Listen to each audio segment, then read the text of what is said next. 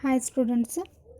Last class we have discussed about your syllabus. Last class ನಲ್ಲಿ BCom third ಸೆಮ್ಮಿಗೆ ಇರುವಂತಹ ಈ ಉದ್ಯಮಶೀಲತೆಯ ಅಭಿವೃದ್ಧಿ ತತ್ವಗಳು principles of entrepreneurship and development ನಿಮಗೆ ಇರುವಂಥ ಒಂದು ಸಿಲೆಬಸನ್ನು ನೋಡಿದ್ವಿ.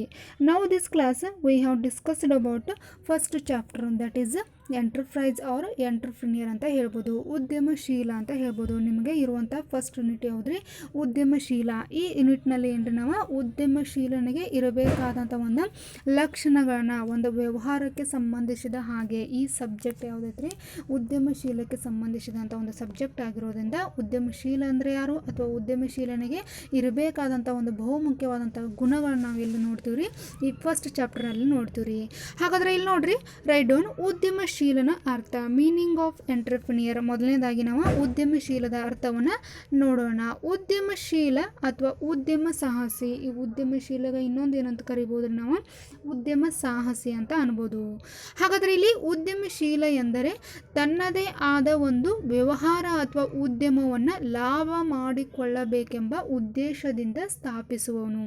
ಅಂದರೆ ಇಲ್ಲಿ ಒಬ್ಬ ವ್ಯಕ್ತಿ ತನ್ನ ವ್ಯವಹಾರವನ್ನು ನಡೆಸುವುದಕ್ಕಿಂತ ಮುಂಚಿತವಾಗಿ ಅವನಲ್ಲಿರುವಂಥ ಒಂದು ಉದ್ದೇಶ ಏನಾಗಿರ್ತೈತ್ರಿ, ಆ ವ್ಯವಹಾರದಿಂದ ತನಗೆ ಉದ್ಯಮವನ್ನು ಲಾಭ ಮಾಡಿಕೊಳ್ಳಬೇಕೆಂಬ ಒಂದು ಆಶಾಭಾವನೆಯನ್ನು ಹೊಂದಿರುತ್ತಾನಲ್ಲ, ಅವನಿಗೆ ನಾವೇನು ಕರಿತೀವಿ ರೀ? ಉದ್ಯಮಶೀಲ ಅಂತ ಹೇಳ್ಬೋದು. ಅಂದರೆ ಇಲ್ಲಿ ಉದ್ಯಮ ಸಾಹಸಿ ತನ್ನದೇ ಆಗಿರುವಂಥ ಒಂದು ವ್ಯವಹಾರವನ್ನು ಸ್ಥಾಪಿಸಿ ಅದರಲ್ಲಿರುವಂಥ ಒಂದು ಲಾಭವನ್ನು ಏನ್ರಿ ತನ್ನಗೆ ತೆಗೆದುಕೊಳ್ಳುವಂಥ ಒಂದು ಆಶೆಯನ್ನು ಹೊಂದಿರ್ತಾನಲ್ಲ, ಅವನಿಗೆ ನಾವು ಏನಂತ ಕರಿತೀವಿ ರೀ? ಎಂಟರ್ಪ್ರಿನಿಯರ್ ಅಂತ ಹೇಳ್ಬೋದು. ಈ ಒಂದು ವ್ಯವಹಾರದಲ್ಲಿ ಅಥವಾ ಒಂದು ಉದ್ಯಮದಲ್ಲಿ ಆ ವ್ಯಕ್ತಿ ಏನಾಗಿರ್ತಾನೆ ರೀ, ತಾನೇ ಮಾಲೀಕನೂ ಆಗಿರ್ತಾನ ಅಥವಾ ಒಂದೊಂದೇ ತಾನೇ ಕೆಲಸಗಾರನ ಆಗಿರ್ತಾನ. ಯಾಕಂದರೆ ಇಲ್ಲಿ ಅವನ ಒಂದು ಭಾವನೆ ಅಥವಾ ಒಂದು ಉದ್ಯಮಶೀಲನಲ್ಲಿ ತನ್ನದೇ ಆಗಿರುವಂಥ ಒಬ್ಬ ವ್ಯಕ್ತಿಯಿಂದ ಏನ್ರಿ ಕಂಡುಕೊಂಡಿರ್ತಾನ ಅಂತ ಹೇಳ್ಬೋದು. ಇಲ್ಲಿ ಮಾಲೀಕನು ಅವನಾಗಿರ್ತಾನೆ, ಕೆಲಸಗಾರನು ಆಗಿರ್ತಾನ. ಇದಕ್ಕೆ ಒಂದು ಒಳ್ಳೆಯ ಉದಾಹರಣೆ ಅಂದ್ರೆ ನಾವಿಲ್ಲಿ ಏಕ ವ್ಯಕ್ತಿ ಒಡೆತನ ಸಂಸ್ಥೆ ಅಂತ ಹೇಳ್ಬೋದು. ಇಲ್ಲಿ ಏಕ ವ್ಯಕ್ತಿ ಒಡೆತನ ಸಂಸ್ಥೆಯಲ್ಲಿ ಏನ್ರಿ ಆ ವ್ಯವಹಾರವನ್ನು ನಡೆಸುವಂಥ ವ್ಯಕ್ತಿಯು ಕೂಡ ಮಾಲೀಕನಾಗಿರ್ತಾನೆ ಅಥವಾ ಅದಕ್ಕೆ ಕಷ್ಟಗಳು ಬಂದಾಗ, ತೊಂದರೆಗಳು ಬಂದಾಗ ಅದನ್ನು ಕೆಲಸಗಾರನಾಗಿ ನಿರ್ವಹಿಸುವಂಥ ಒಂದು ಶಕ್ತಿ ಕೂಡ ಯಾರು ಹೊಂದಿರ್ತಾನ? ಅದೇ ಮಾಲೀಕನ ಹೊಂದಿರ್ತಾನ ಅಂತ ಹೇಳ್ಬೋದು. ಸೊ ಹಾಗಿಲ್ಲಿ ನಾವು ಉದ್ಯಮಶೀಲ ಅಂದರೆ ಏನ್ರಿ, ತನ್ನದೇ ಆದ ಒಂದು ವ್ಯವಹಾರವನ್ನು ಉದ್ಯಮವನ್ನು ಲಾಭ ಮಾಡಿಕೊಳ್ಳಬೇಕೆಂಬ ಉದ್ದೇಶದಿಂದ ಸ್ಥಾಪಿಸುವಂಥ ಒಬ್ಬ ವ್ಯಕ್ತಿಗೆ ನಾವು ಏನಂತ ಕರಿತೀವಿ ರೀ? ಉದ್ಯಮಶೀಲ ಅಂತ ಹೇಳ್ಬೋದು.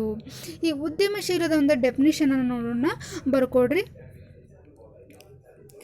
ಉದ್ಯಮಶೀಲ ವ್ಯಾಖ್ಯೆ: ಉದ್ಯಮಶೀಲನು ಒಳ್ಳೆ ಆರ್ಥಿಕ ಜ್ಞಾನವಿರುವ ಮನುಷ್ಯ, ತನ್ನ ಬುದ್ಧಿಶಕ್ತಿಯಿಂದ ಹೊಸ ಹೊಸ ವಿಧಾನಗಳನ್ನು ಹುಡುಕುತ್ತಾನೆ ಮತ್ತು ಅವುಗಳಿಂದ ಆದಷ್ಟು ಹೆಚ್ಚು ಲಾಭವನ್ನು ಗಳಿಸುತ್ತಾನೆ. ಅಂದರೆ ಇಲ್ಲಿ ಉದ್ಯಮಶೀಲ ಆದಂಥ ವ್ಯಕ್ತಿ ಏನು ಮಾಡ್ತಾನೆ, ತನಗೆ ಇರುವಂಥ ಒಂದು ಆರ್ಥಿಕ ಜ್ಞಾನದಿಂದ ಅಥವಾ ಒಂದು ಆರ್ಥಿಕ ಜ್ಞಾನ ಇರುವಂಥ ಮಾನವ ತನ್ನ ಬುದ್ಧಿಶಕ್ತಿಯಿಂದ ಹೊಸ ಹೊಸ ವಿಧಾನಗಳನ್ನು ಅಳವಡಿಸಿಕೊಳ್ಳುವುದರ ಜೊತೆಗೆ ಹೆಚ್ಚಿನ ಲಾಭವನ್ನು ಪಡೆಯಬೇಕೆಂಬ ಒಂದು ಉದ್ದೇಶವನ್ನು ಯಾರು ಹೊಂದಿರ್ತಾರೆ?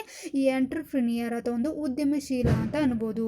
ಅಂದರೆ ಇಲ್ಲಿ ಉದ್ಯಮಶೀಲದ ಮೀನ್ಸ್ ಏನಾಗಿರ್ತೈತಿ, ತಾನು ಒಂದು ವ್ಯವಹಾರ ಮಾಲೀಕನಾಗಿಯೂ ಕೆಲಸಗಾರನಾಗಿ ತನ್ನಲ್ಲಿರುವಂಥ ಬುದ್ಧಿಶಕ್ತಿಯನ್ನು ಉಪಯೋಗಿಸಿಕೊಂಡು ಅದರ ಉದ್ದೇಶ ಮಾತ್ರ ಏನಾಗಿರ್ತೈತಿ, ಆ ವ್ಯವಹಾರದಿಂದ ಲಾಭವನ್ನು ತೆಗೆದುಕೊಳ್ಳುವಂಥ ಒಂದು ಉದ್ದೇಶ ಹೊಂದಿರ್ತಾನಲ್ಲ, ಅವನಿಗೆ ನಾವೇನಂತ ಕರಿಬೋದು ರೀ? ಉದ್ಯಮಶೀಲ ಅಂತ ಹೇಳ್ಬೋದು. ಇನ್ನೊಂದು ರೀತಿಯಲ್ಲಿ ನೋಡಿದಾಗ ಯಾರು ಒಂದು ವ್ಯವಹಾರದ ಆಡಳಿತ ಮತ್ತು ತೊಂದರೆಯನ್ನು ತೆಗೆದುಕೊಳ್ತಾರ ಅವನಿಗೆ ಏನಂತೀರು ನಾವು? ಉದ್ಯಮಶೀಲನು ಅಂತ ಹೇಳ್ಬೋದು. ನಾನು ಮೊದಲನೇ ಅದರ ಮೀನಿಂಗ್ನಲ್ಲಿ ಹೇಳಿದಾಗ ಮಾಲೀಕನು ಅವನಾಗಿರ್ತಾನ, ಕೆಲಸಗಾರನು ಅವನಾಗಿರ್ತಾನ. ಸೊ ಇಲ್ಲಿ ಯಾರು ಒಂದು ವ್ಯವಹಾರದ ಆಡಳಿತ ಮತ್ತು ತೊಂದರೆಯನ್ನು ತೆಗೆದುಕೊಳ್ತಾನ ಅವನಿಗೆ ಉದ್ಯಮಶೀಲ ಅಂತ ಅನ್ಬೋದು. ತಿಳಿತಲ್ರಿ? ಈಗ ಅಂದ್ರೆ ಏನ್ರಿ, ಉದ್ಯಮಶೀಲದ ಒಂದು ಅರ್ಥವನ್ನು ನೋಡಿದ್ವಿ, ನೆಕ್ಸ್ಟ್ ಅದರ ವ್ಯಾಖ್ಯವನ್ನು ನೋಡಿದ್ವಿ. ಅಂದ್ರೆ ಇಲ್ಲಿ ಉದ್ಯಮಶೀಲನಿಗೆ ಇರುವಂಥ ಮೇನ್ ಉದ್ದೇಶ ಏನಾಗಿರ್ತೈತೆ ರೀ, ಒಂದು ಲಾಭವನ್ನು ಪಡೆಯುವಂಥ ಒಂದು ಉದ್ದೇಶ ಹೊಂದಿರ್ತದ ಅಂತ ಹೇಳ್ಬೋದು. ನೆಕ್ಸ್ಟ್ ಒಂದು ಬರ್ಕೊಡ್ರಿ. ಒಬ್ಬ ಒಳ್ಳೆಯ ಉದ್ಯಮಶೀಲನಿಗೆ ಇರಬೇಕಾದಂಥ ಒಂದು ಲಕ್ಷಣಗಳು ಅಂತ ನೋಡೋಣ ಅಥವಾ ಗುಣಗಳು ಅಂತ ಅನ್ಬೋದು. ಒಬ್ಬ ಒಳ್ಳೆಯ ಉದ್ಯಮಶೀಲನಿಗೆ ಇರಬೇಕಾದಂಥ ಗುಣಗಳು. ಈಗಾಗಲೇ ನಾವು ಏನು ತಿಳ್ಕೊಂಡಿರಿ, ಉದ್ಯಮಶೀಲ ಅಂದರೆ ಏನು, ಎಂಟರ್ಪ್ರಿನಿಯರ್ ಅಂದರೆ ಏನು ಅಂತೇಳಿ ತಿಳ್ಕೊಳ್ಳೋಣ. ಯಾವ ಒಂದು ಒಬ್ಬ ವ್ಯಕ್ತಿ ಹೆಚ್ಚಿನ ಲಾಭವನ್ನು ಮಾಲೀಕನಾಗಿಯೂ ಕೆಲಸನಾಗಿಯೂ ಒಂದು ನಿರ್ವಹಿಸುತ್ತಾನ, ಅಂತಹ ಒಂದು ಸಂಸ್ಥೆಗೆ ನಡೆಸುವಂಥ ಒಬ್ಬ ವ್ಯಕ್ತಿಗೆ ನಾವು ಏನಂತ ಕರಿತೀವಿ ರೀ? ಉದ್ಯಮಶೀಲ ಅಂತ ಹೇಳ್ತೀವಿ ರೀ. ಅಂತಹ ವ್ಯಕ್ತಿಗೆ ಒಂದು ಕೆಲವೊಂದಷ್ಟು ತನ್ನದೇ ಆಗಿರುವಂಥ ಒಂದು ಗುಣಗಳನ್ನು ಹೊಂದಿರೋ ಹೆಚ್ಚಿನ ಲಾಭವನ್ನು ಪಡೆಯಬಹುದು ಅಂತ ಹೇಳ್ಬೋದು. ಹಾಗಾದರೆ ಇಲ್ಲಿ ನೋಡ್ರಿ.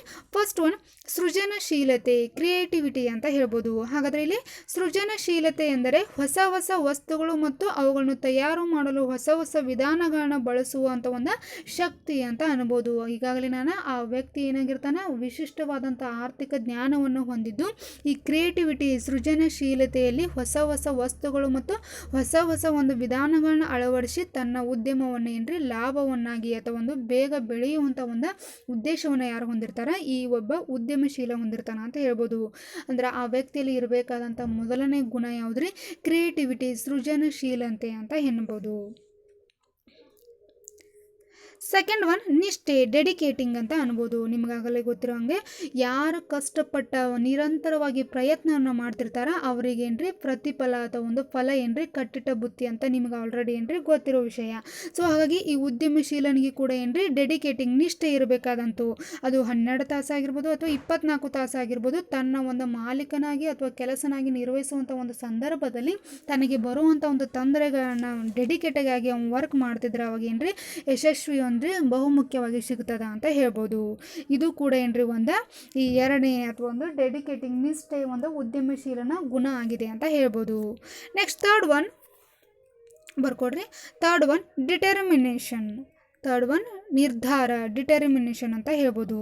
ಇಲ್ಲಿ ಏನ್ರಿ ಗೊತ್ತಾ, ಈ ಉದ್ಯಮಶೀಲನ ಏನ್ರಿ ತನ್ನ ಒಂದು ನಿರ್ಧಾರದಿಂದ ಅಥವಾ ಒಂದು ವ್ಯವಹಾರದಲ್ಲಿ ಆಗು ಹೋಗುವಂಥ ಒಂದು ಏನು ನಿರ್ಧಾರವನ್ನು ತೆಗೆದುಕೊಳ್ತಾನ ಆ ನಿರ್ಧಾರದಿಂದ ಏನಾಗಿರ್ಬೇಕ್ರಿ ಅವಂಗ ಒಂದು ಲಾಭದ ಕಡೆಗೆ ಬರುವಂಥ ಒಂದು ಯಶಸ್ಸನ್ನು ಹೊಂದಿರಬೇಕು ಅಂತ ಹೇಳ್ಬೋದು. ಒಂದು ಈ ಮುಂಚಿತವಾಗಿ ಹೇಳಿದಿರೋ ಹಾಗೆ ಅಂದರೆ ಬೇರೆ ವ್ಯವಹಾರಗಳನ್ನ ನೋಡಿದಾಗ ಅಲ್ಲಿ ಮಾರುಕಟ್ಟೆಗಳಲ್ಲಿ ಏನ್ರಿ ಏಳು ಬೀಳು ಕಾಮನ್ ಆಗಿ ಇರತಕ್ಕದ್ದು. ಸೊ ಹಾಗಾಗಿ ಅಲ್ಲಿ ಒಂದು ವೇಳೆ ಹಿಂದೆ ಉಳಿದ್ರು ಅಥವಾ ಮುಂದೆ ಹೋದರೂ ಕೂಡ ಏನ್ರಿ ಅವನಿಗೆ ವಾಪಸ್ ಎದ್ದು ಬರುವಂಥ ಒಂದು ಮನಸ್ಥಿತಿ ಏನಿರಬೇಕ್ರಿ ಆ ಉದ್ಯಮಶೀಲನಲ್ಲಿ ಇರಬೇಕು ಅಂತ ಹೇಳ್ಬೋದು. ಆವಾಗ ಮಾತ್ರ ಏನ್ರಿ ಅವ ವ್ಯವಹಾರದಲ್ಲಿ ಯಶಸ್ಸನ್ನು ಕಾಣುವಂಥ ಒಂದು ಲಕ್ಷಣವನ್ನು ಹೊಂತಾನ ಅಂತ ಹೇಳ್ಬೋದು. ನೆಕ್ಸ್ಟ್ ಒನ್ ಫ್ಲೆಕ್ಸಿಬಿಲಿಟಿ, ಹೆಚ್ಚು ಕಮ್ಮಿಗಳಿಗೆ ಹೊಂದಿಕೊಳ್ಳುವಿಕೆ. ಹೆಚ್ಚು ಕಮ್ಮಿಗಳಿಗೆ ಹೊಂದಿಕೊಳ್ಳುವಿಕೆ. ಈಗಾಗಲೇ ನಾನು ಮ್ಯಾಗ ಹೇಳ್ದಂಗೆ ಏನ್ರಿ ಒಬ್ಬ ಉದ್ಯಮಶೀಲ ಅಂತ ಹೇಳ್ಬೋದು ರೀ, ಸೋಲು ಆಗಿರ್ಬೋದು ಗೆಲುವು ಆಗಿರ್ಬೋದು ಅವು ನಡೆಯುವಂಥ ಒಂದು ದಾರಿ ಏನಾಗಿರ್ಬೇಕ್ರಿ ನಿಷ್ಠೆ ಆಗಿರಬೇಕು ಅಂತ ಹೇಳ್ಬೋದು. ಒಂದು ವೇಳೆ ಸೋತ್ ಕೂಡಲೇ ನಾನು ಸೋತೆ ಅಂತ ವ್ಯವಹಾರವನ್ನು ಅರ್ಧಕ್ಕೆ ನಿಲ್ಲಿಸಬಾರ್ದ್ರಿ ಅಥವಾ ಗೆದ್ರ ಅಂತ ಹೇಳಿ ಅದರ ಕಡೆ ನಿರ್ಲಕ್ಷ್ಯವನ್ನು ತೋರಬಾರ್ದ್ರಿ. ಸೊ ಇಲ್ಲಿ ಏನಾಗಿರ್ಬೇಕ್ರಿ ಉದ್ಯಮಶೀಲ ಆದಂಥ ಒಂದು ಒಳ್ಳೆಯ ಉದ್ಯಮಶೀಲನಾಗಿರ್ಬೇಕಾದ್ರೆ ಅವನಲ್ಲಿರುವಂಥ ಮಾರುಕಟ್ಟೆಯಲ್ಲಿರುವಂಥ ಒಂದು ಏರುಪೇರು ಆಗಿರ್ಬೋದು ಅಥವಾ ಷೇರುಗಳಾಗುವಂಥ ಒಂದು ಮೌಲ್ಯಗಳ ಬೆಲೆಗಳ ಒಂದು ಏರುಪೇರು ಆಗಿರ್ಬೋದು ಅವುಗಳನ್ನೆಲ್ಲ ಒಂದು ಕೂಡಿಡುವಂಥ ಒಂದು ಮನಸ್ಥಿತಿ ಯಾರ್ದಾಗಿರ್ಬೇಕಿಲ್ಲಿ ಉದ್ಯಮಶೀಲದಾಗಿರಬೇಕು ಅಂತ ಹೇಳ್ಬೋದು. Next one fifth one leadership, ನಾಯಕತ್ವ ಅಂತ ಹೇಳ್ಬೋದು. ಫಿಫ್ತ್ ಒನ್ ನಾಯಕತ್ವ, ಲೀಡರ್ಶಿಪ್. ಈಗ ನಿಮಗೆಲ್ಲರಿ ಗೊತ್ತೈತಿ ಒಂದು ವ್ಯವಹಾರ ನಡೆಸಬೇಕಾದ್ರೆ ಅದಕ್ಕೆ ತಮ್ಮದೇ ಆಗಿರುವಂಥ ಒಂದು ವ್ಯವಹಾರವನ್ನು ನಡೆಸುವಂಥ ಒಂದು ನಾಯಕತ್ವವನ್ನು ಹೊಂದಿರುವಂಥ ಒಬ್ಬ ವ್ಯಕ್ತಿಯಾಗಿರಬೇಕು ಅಂತ ಹೇಳ್ಬೋದು. ಈ ನಾಯಕತ್ವವನ್ನು ಕೆಳಗಿನವರನ್ನು ಯಾವ ರೀತಿ ಕೆಲಸದಲ್ಲಿ ಯೂಸ್ ಮಾಡ್ಕೊಳ್ಬೇಕು ಅಥವಾ ಅವರಿಗೆ ಸಂಬಂಧಿಸಿದಂಥ ಸೌಲಭ್ಯಗಳನ್ನ ಯಾವ ರೀತಿ ಕೊಡಬೇಕು ಅಥವಾ ಅವರಿಂದ ಯಾವ ರೀತಿ ಕೆಲಸವನ್ನು ತೆಗೆದುಕೊಳ್ಳುವಂಥ ಒಂದು ಚಾಣಕ್ಯ ಅಥವಾ ಒಂದು ಕ್ಯೂರಿಯಾಸಿಟಿ ಯಾರಿಗಿರ್ಬೇಕ್ರಿ ಆ ಮಾಲಕನಿಗೆ ಇರಬೇಕು ಅಂತ ಹೇಳ್ಬೋದು. ಸೊ ಹಾಗೆ ಈ ಲೀಡರ್ಶಿಪ್ ಸರಳತೆ ಸಜ್ಜನತೆ ಕೂಡ ಏನ್ರಿ ನಾಯಕತ್ವದಲ್ಲಿ ಅಳವಡಿಸೋದ್ರಿಂದ ತಾನು ನಡೆಸುವಂಥ ಒಂದು ವ್ಯವಹಾರ ಏನಾಗ್ತದೆ ಯಶಸ್ವಿ ಆಗ್ತದ ಅಂತ ಹೇಳ್ಬೋದು. ನೆಕ್ಸ್ಟ್ ಒನ್ ಆಕಾಂಕ್ಷೆ, ಫ್ಯಾಷನ್ ಅಂತ ಅನ್ಬೋದು. ನಿಮ್ಗೆ ಆಲ್ರೆಡಿ ಗೊತ್ತಿರೋ ಹಾಗೆ ಆಕಾಂಕ್ಷೆ ಅಥವಾ ಫ್ಯಾಷನ್ ಅನ್ಬೋದು. ಒಬ್ಬ ಉದ್ಯಮ ಅಥವಾ ಒಬ್ಬ ವ್ಯಕ್ತಿಗೆ ಏನ್ರಿ ಪ್ರಬಲವಾದ ಆಕಾಂಕ್ಷೆಯನ್ನು ನಾನು ಆ ಕೆಲಸವನ್ನು ಮಾಡುತ್ತೇನೋ ಅಥವಾ ಒಂದು ಆ ಕೆಲಸವನ್ನು ಮಾಡಿ ನಾನು ಲಾಭವನ್ನು ಗಳಿಸುತ್ತೇನೆ ಎಂಬ ಒಂದು ಆಸೆ ಅಥವಾ ಮುನ್ನಡೆಸುವಂಥ ಒಂದು ವ್ಯಕ್ತಿ ಅಥವಾ ಒಂದು ಶಕ್ತಿ ಯಾರ್ದಾಗಿರಬೇಕು ಆ ಉದ್ಯಮಶೀಲದಾಗಿರಬೇಕು ಅಂತ ಹೇಳ್ಬೋದು. ಅಂದರೆ ಇಲ್ಲಿ ಆ ಕೆಲಸವನ್ನು ಅರ್ಧಕ್ಕೆ ನಿಲ್ಲಿಸಿ ಕಷ್ಟಪಟ್ಟು ಅಥವಾ ಒಂದು ಹಲವಾರು ತೊಂದರೆಗಳು ಬಂದರೂ ಕೂಡ ಏನ್ರಿ ಅವುಗಳನ್ನ ನಾನು ಎದುರಿಸ್ತೇನೆ ಅನ್ನೋ ಒಂದು ಆಕಾಂಕ್ಷೆ ಯಾರ ಕಡೆ ಇರಬೇಕ್ರಿ ಆ ವ್ಯಕ್ತಿಯಲ್ಲಿ ಕಡೆ ಇರಬೇಕು ಅಂತ ಹೇಳ್ಬೋದು.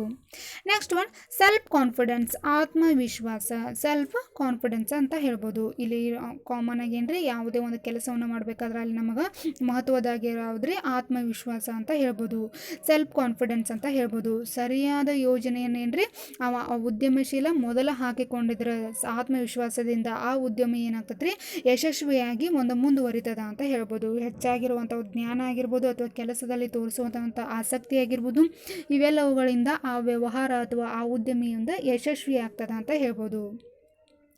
ನೆಕ್ಸ್ಟ್ ಲಾಸ್ಟ್ ಒನ್ ಸ್ಮಾರ್ಟ್, ಚಾಕಚಕ್ಯತೆ ಅಂತ ಹೇಳ್ಬೋದು. ಇಲ್ಲಿ ಲಾಸ್ಟ್ ಒನ್ ಯಾವ್ದ್ರಿ, ಚಾಕಚಕ್ಯತೆ ಅಂದರೆ ಇಲ್ಲಿ ಏನ್ರಿ ಚತುರನಾಗಿರಬೇಕು ಅಂತ ಹೇಳ್ಬೋದು. ಆ ಉದ್ಯಮಶೀಲನೆ ಇಲ್ರಿ ಬರುವಂಥ ಒಂದು ವ್ಯವಹಾರ ಜ್ಞಾನ ಆಗಿರ್ಬೋದು, ಪ್ರಯತ್ನ ಆಗಿರ್ಬೋದು, ಅಥವಾ ಒಂದು ಅನುಭವ ಆಗಿರ್ಬೋದು. ಇವೆಲ್ಲವೂ ಮೂರಕ್ಕಿಂತ ಮುಂಚಿತವಾಗಿ ಯಾವುದ್ರಿ ಅನುಭವ ಅನ್ನೋದು ಆ ವ್ಯಕ್ತಿಗೆ ಇದ್ರೆ ಆ ವ್ಯಕ್ತಿ ಏನಾಗ್ತಾನೆ ಆ ವ್ಯವಹಾರದಲ್ಲಿ ಯಶಸ್ವಿಯಾಗಿ ಒಂದು ಯಶಸ್ಸನ್ನು ಕಾಣ್ತಾನ ಅಂತ ಹೇಳ್ಬೋದು. ಸ್ಮಾರ್ಟ್ನೆಸ್ ಇದ್ರೆ ಅಂದರೆ ಏನ್ರಿ ಅವನ ಜ್ಞಾನದಲ್ಲಿ ಆಗಿರ್ಬೋದು, ಅವನ ನಡತೆಯಲ್ಲಿ ಆಗಿರ್ಬೋದು, ಅಥವಾ ಒಂದು ವ್ಯವಹಾರವನ್ನು ನಡೆಸುವಂಥ ರೀತಿಯಲ್ಲಿ ಆಗಿರ್ಬೋದು ಅವನಿಗೆ ಅನುಭವ ಇತ್ತಂದ್ರೆ ಆ ಉದ್ಯಮಶೀಲನೇನ್ರಿ ಯಶಸ್ಸನ್ನು ಕಾಣ್ತಾನ ಅಂತ ಹೇಳ್ಬೋದು. ಅಂದರೆ ಇಲ್ಲಿ ಏನ್ರಿ ಇದ್ದಂಥ ಉದ್ಯಮಶೀಲನು ತನ್ನ ಲಾಭಕ್ಕಾಗಿ ಸ್ಥಾಪಿಸುವಂಥ ಒಂದು ವ್ಯವಹಾರವನ್ನು ಅದು ತನ್ನಲ್ಲಿರುವಂಥ ಗುಣಗಳನ್ನು ಅಳವಡಿಸಿಕೊಂಡು ಒಂದು ನಡೆಸಿಕೊಂಡು ಹೋದ್ರೆ ಅವನಿಗೆ ಏನ್ರಿ ಯಶಸ್ಸನ್ನು ಒಂದು ಕಾಣ್ತಾನ ಅಂತ ನಾವಿಲ್ಲಿ ಕಾಣ್ಬೋದು. ಇಲ್ಲಿವರೆಗೆ ಏನ್ರಿ ನಾವು ಈ ಉದ್ಯಮಶೀಲ ಫಸ್ಟ್ ಚಾಪ್ಟರ್ ಯಾವುದೇ ಒಂದು ಎಂಟ್ರಪ್ರಿನಿಯರ್, ಉದ್ಯಮಶೀಲ ಅಂದರೆ ಏನ್ರಿ ಅಥವಾ ಉದ್ಯಮಶೀಲ ಯಾರಿಗೆ ಅಂತಾರ ಅನ್ನೋದು, ಅಥವಾ ಉದ್ಯಮಶೀಲನಾಗಬೇಕಾದ್ರೆ ಅವನಿಗೆ ಇರುವಂಥ ಒಂದು ಕೆಲವಷ್ಟು ಗುಣಗಳನ್ನ ನೋಡಿದ್ವಿ. ಸೊ ನೆಕ್ಸ್ಟ್ ಕ್ಲಾಸ್ ಹಿಡ್ಕೊಂಡೇನ್ರಿ ಮತ್ತೆ ಕಂಟಿನ್ಯೂ ಮಾಡೋಣ. ಸೊ ಹಾಗಾಗಿ ಥ್ಯಾಂಕ್ ಯು.